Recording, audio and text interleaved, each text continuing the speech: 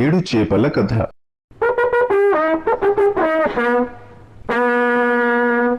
అనగనగా ఒక రాజు. ఆ రాజుకి 7 కొడుకులు ఉన్నారు.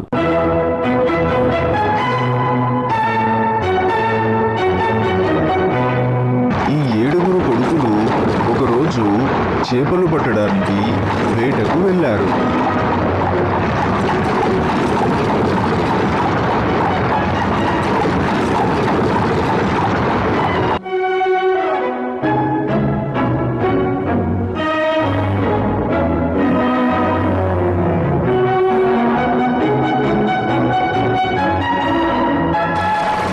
చెరువులో గాలం వేసి 7 చేపలు పట్టారు.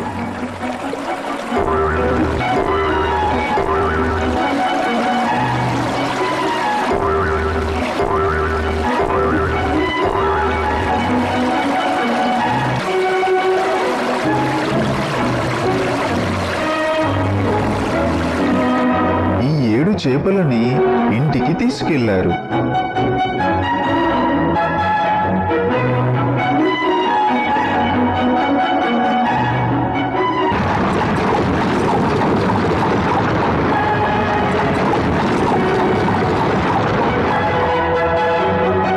చేపలని ఎండలో ఎండబెట్టారు.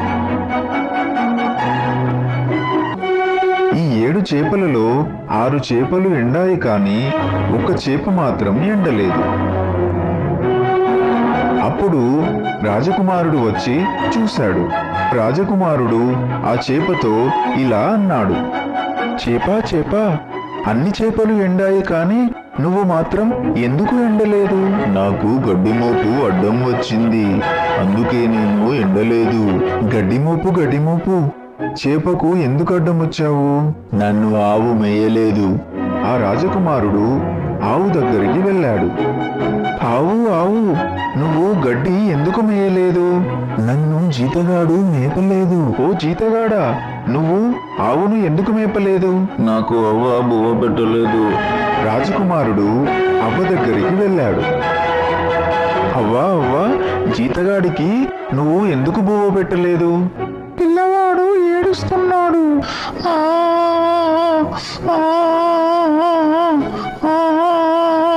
పిల్లవాడా, నువ్వు ఎందుకు ఏడుస్తున్నావు? నన్ను చీమ కుట్టింది, అందుకే ఏడుస్తున్నాను. అప్పుడు రాజకుమారుడు చీమ దగ్గరికి వెళ్ళి అడిగాడు, చీమా, పిల్లవాడిని ఎందుకు కుట్టావు? నా బంగారు కుట్టలో వేలు పెడితే నేను కుట్టనా? చిన్న చీమ కుట్టడం వల్ల రాజుగారు తెచ్చిన ఈ చేప ఎండలేదు. దీన్ని బట్టి మీకేమర్థమైంది? ఒక పని జరగాలంటే ఎంతో మంది సహకారం అవసరం.